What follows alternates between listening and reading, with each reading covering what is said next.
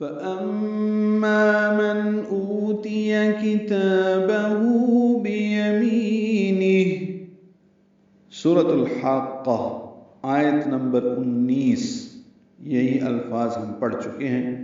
اور یہاں پہ آپ دیکھیے کہ آگے آیت نمبر 10 میں وَأَمَّا مَنْ أُوتِيَ كِتَابَهُ ہے، وہاں پہ وراء ظہری آئے گا، تو یہ بالکل واضح فرق ہے، دونوں جیسے ہیں ایسے ہی پڑھنے ہیں، ادھر کے الفاظ اس اگلی آیت میں نہیں ملانے۔ فَأَمَّا یہ ام میں میم مشدد پہ غنہ ہے، فما لوگ پڑھتے ہیں حمزہ کی آواز واضح نہیں نکالتے، یہ غلط ہے، فَأَمَّا حمزہ بالجہر ادا ہوگا، مجہورہ ہے، یہ میم مشدد پہ غنہ ہے اور ما الف مدہ ہے، من اوتیہ نون ساکن کے بعد حمزہ آنے کی وجہ سے اظہار ہے، او وہ مدہ ہے، تا یا کو جلدی پڑھنا ہے، کتابہ تا کو دو حرکات اب لمبا کرنا ہے، با کو جلدی پڑھیں گے، ہو الٹا پیش مد صلہ یہ دو حرکات لمبا کریں گے، بیمینی می یا مدہ ہے اور نون کو ہاتھ سے ملا دیں گے، بیمینی اور ہا ساکن پہ سانس نکل جائے گی یعنی ہمس ہوگا،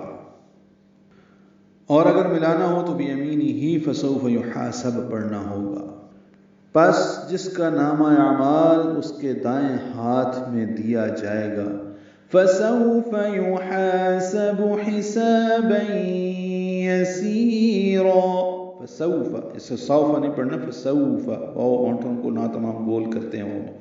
آگے لاتے ہیں، یہ واولین ہے، یحاسب حالف مدہ ہے، دو حرکات لمبا ہے، سین با کو جلدی پڑھنا ہے، حسابین صالح مدہ اور بین ادغام ناقص مع الغنہ، یسیرا سی یا مدہ را الف مدہ مد عوض دونوں کو دو دو حرکات لمبا کرنا ہے،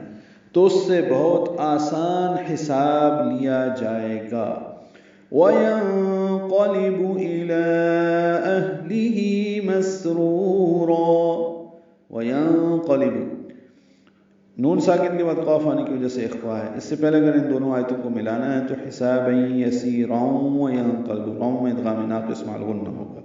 وینقلب قاف لام با جلدی پڑھنے، قاف کو پر پڑھنا ہے، لام با باریک پڑھیں گے، الی مد منفصلہ کھڑا زبر کے بعد حمزہ آنے کی وجہ سے، الی اہلی حمزہ کو ہا سے ملائیں گے، دونوں اقصے حلق سے ادا ہوں گے، ہی کھڑی زیر مد صلہ دو حرکات کی لمبا ہے، مسرورا سین ساکن پہ ہم سے رو را پورا رو مدہ ہے، را الف مدہ مد عوض ہے، اور وہ اپنے اہل کی طرف خوشی خوشی لوٹے گا،